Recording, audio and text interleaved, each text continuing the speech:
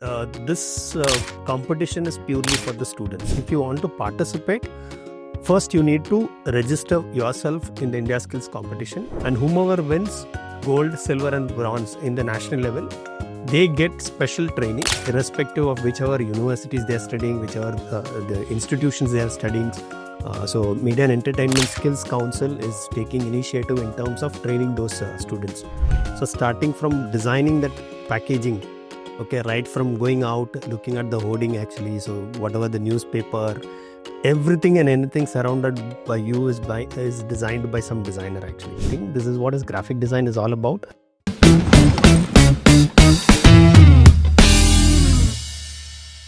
You've heard of the Olympics, and you've also heard of the Skill Olympics, which is IndiaSkills and WorldSkills for you.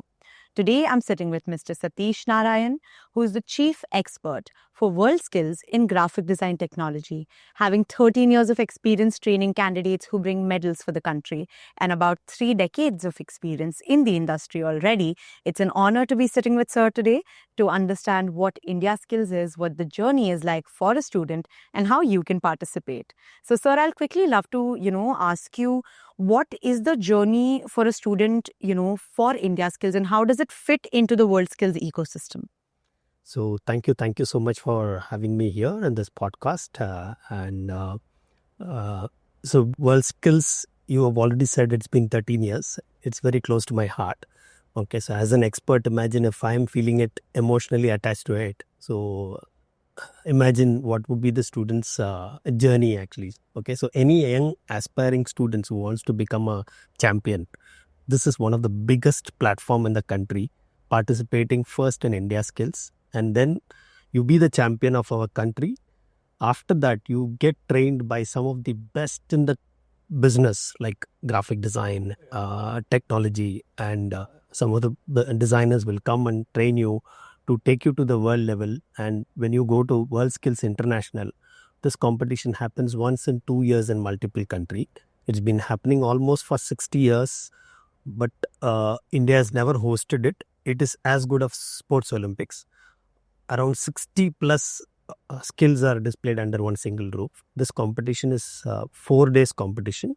It's a time-bound competition, skill-based competition, and tremendous amount of pressure because you will be competing against almost 50-60 different countries' national champions.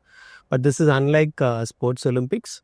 Sports Olympics, you have multiple candidates can participate in one particular skills, but the Skills Olympics, you have only one candidate who can represent one country.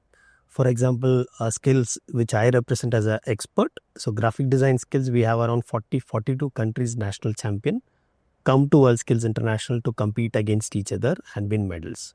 So some of the countries like China, Russia, Korea, many other countries, they identify candidate at the age of 17. Then they start training them for almost 3 to 4 years actually. That's how they train for this particular World Championship. Similarly, in India also, after winning the IndiaSkills national competition, the candidates specifically get trained for this World Championship almost 8 to 10 hours a day, around 5 to 6 months actually. So that's the kind of an intensive training which they get actually. And then they start representing our country at the global platform. That's amazing. I think you've covered almost everything, the international exposure that they get and the journey that's there.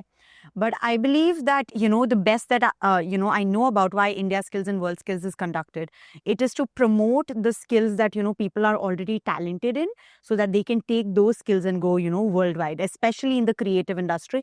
I don't think we have any, competition of this scale where students can participate, or not just students, anybody under the age bracket, the youth of the country can participate to make sure that they get that level of exposure and that training, right? So could you please take me through what exactly the process will be there for the students and what kind of students and, participants can participate in this? Okay, certainly. So when you see the countries like China, Russia, or Brazil, all these countries, they focus more on skill-oriented vocational skills, we call it as actually, because for almost for 20-30 years, more than the education, the traditional education, they focus more on the skill-oriented kind of things. So similarly, in India, we started focusing on skill development, I would say, around 14 years ago. So ever since the Ministry of Skill. Ministry of Skill has been formed actually. So this kind of skill-oriented training started participating. My first WorldSkills was 2013. At that time, it was not a big scale from India. We participated only in 27 skills.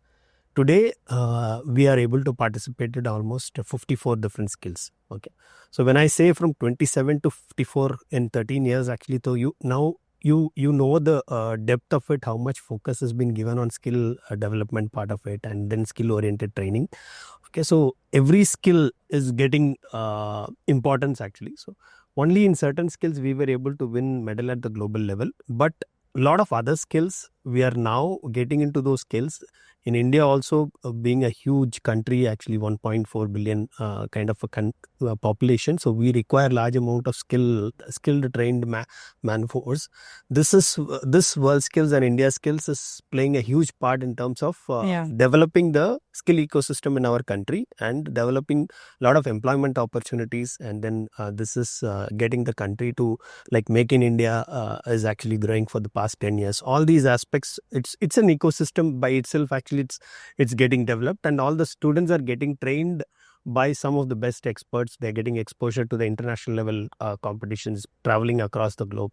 It's not only participating in the WorldSkills International just to get trained some skills like graphic design. So we get to participate in some of the national skills like Abu Dhabi or Australia skills or Brazil skills. They invite us just like friendly competition. So these exposures are really giving the students to understand what is happening across the globe, how other countries are training in certain skills.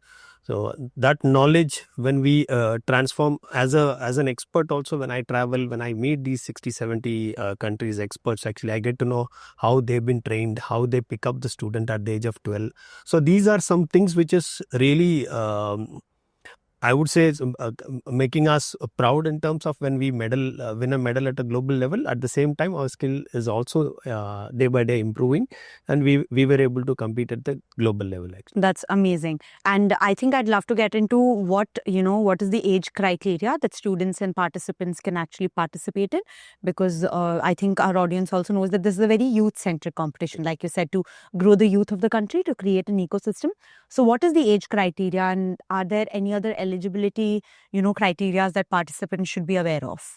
So this competition is purely for the students. When you say students, like at the age of, let's say, 21, you are actually passing out of a college actually. So when you become 22, you get employment in India mostly. So in abroad country at the age of 90 also they get employment once if you have the skills certification.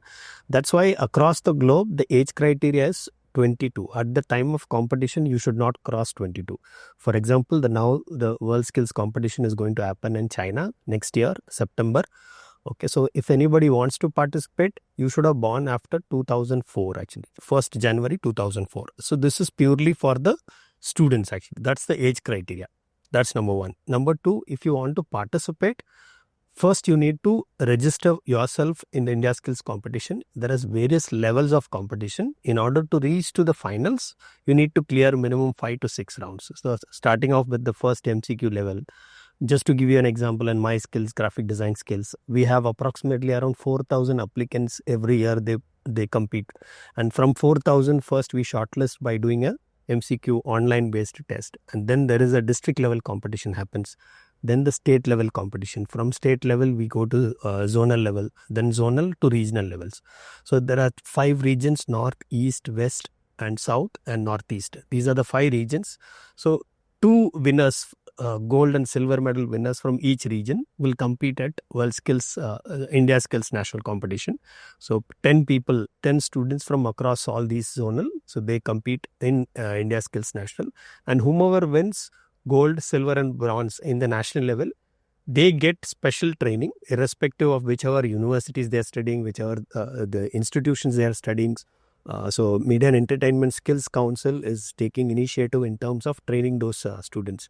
Apart from those top 3 students, even the top 10 regional winners, they get 15 days to 10, almost 1 month of a boot camp also organized by Media and Entertainment Skills Council.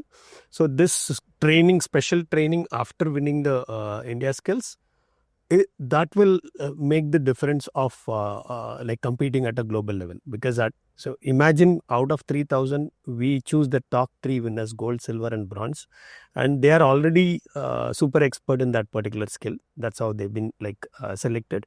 But training a super expert for another 1 year, almost 8 hours, the experts and the trainer has to be exceptionally good. So that's the role of my role actually as an expert, and I need to really understand the strengths and weaknesses of the candidate, and we have to prepare a special, with the help of MESC, we have to prepare a special training modules and then train the candidate. It is that training is something different, whereas we zero down the error of a candidate, because at a WorldSkills level, in order to score 100 marks, there are around 250 criteria. So every criteria there is 0.25 marks, 0.75 marks. That's how the marking is very intensive. So in order to train the student to score those marks, the gold medal marks is 80 to 83 out of 100 actually.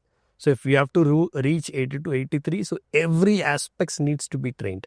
So that is the speciality of that particular training. So not only that skill training, so we need to really prepare the candidate mentally very good. For example, like we had 2019, we had the competition in Russia. 2013, we had in Germany.